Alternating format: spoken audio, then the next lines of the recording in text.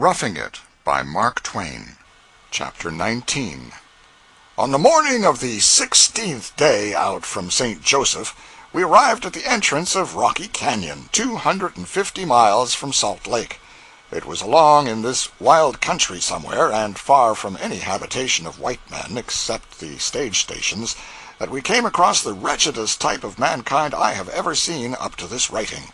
I refer to the Goshoot Indians. From what we could see and all we could learn, they are very considerably inferior to even the despised Digger Indians of California, inferior to all races of savages on our continent, inferior to even the Terra del Fuegans, inferior to the Hottentots, and actually inferior in some respects to the Kitchis of Africa. Indeed, I have been obliged to look the bulky volumes of Wood's Uncivilized Races of Men clear through in order to find a savage tribe degraded enough to take rank with the Goshoots. I find but one people fairly open to that shameful verdict. It is the Bojesmen, or Bushmen, of South Africa.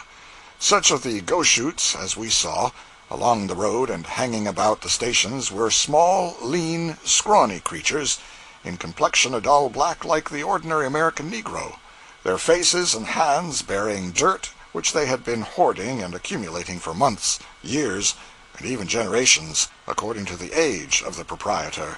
A silent, sneaking, treacherous-looking race, taking note of everything covertly, like all the other noble red men that we do not read about, and betraying no sign in their countenances, indolent, everlastingly patient and tireless, like all other Indians, prideless beggars, for if the beggar instinct were left out of an Indian he would not go any more than a clock without a pendulum, hungry, always hungry, and yet never refusing anything that a hog would eat, though often eating what a hog would decline.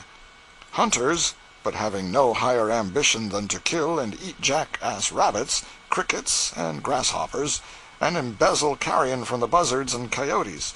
Savages who, when asked if they have the common Indian belief in a Great Spirit, show a something which almost amounts to emotion, thinking whiskey is referred to.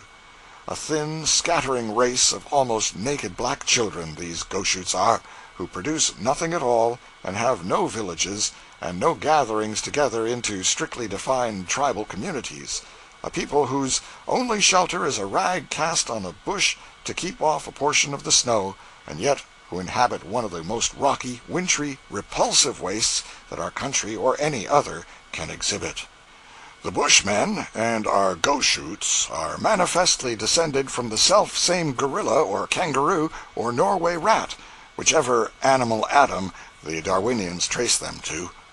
One would as soon expect the rabbits to fight as the Goshoots, and yet they used to live off the offal and refuse of the stations a few months, and then come some dark night when no mischief was expected, and burn down the buildings and kill the men from ambush as they rushed out. And once in the night they attacked the stage-coach when a district judge of Nevada Territory was the only passenger, and with their first volley of arrows and a bullet or two, they riddled the stage curtains, wounded a horse or two, and mortally wounded the driver. The latter was full of pluck, and so was his passenger.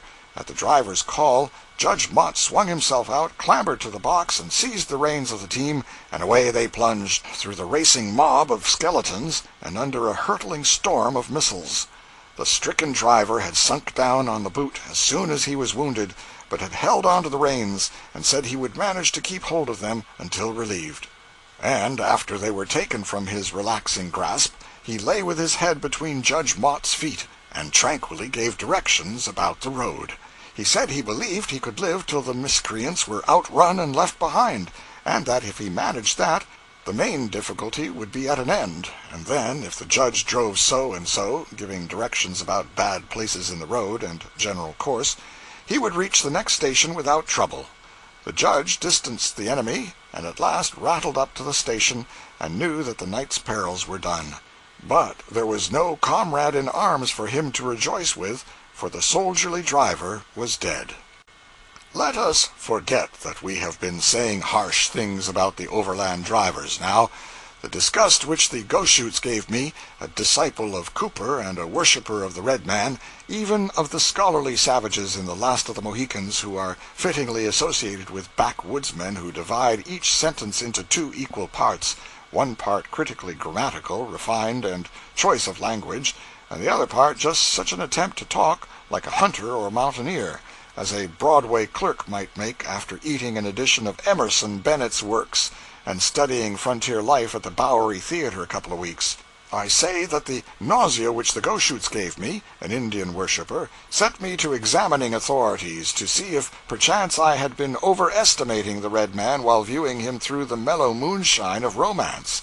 The revelations that came were disenchanting.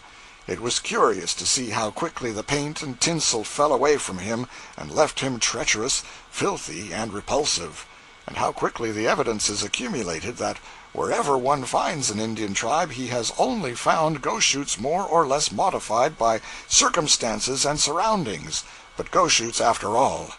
They deserve pity, poor creatures, and they can have mine at this distance. Nearer by they never get anybody's. There is an impression abroad that the Baltimore and Washington Railroad Company, and many of its employees, are Goshoots. But it is an error. There is only a plausible resemblance, which, while it is apt enough to mislead the ignorant, cannot deceive parties who have contemplated both tribes. But seriously, it was not only poor wit, but very wrong to start the report referred to above, for however innocent the motive may have been, the necessary effect was to injure the reputation of a class who have had a hard enough time of it in the pitiless deserts of the Rocky Mountains.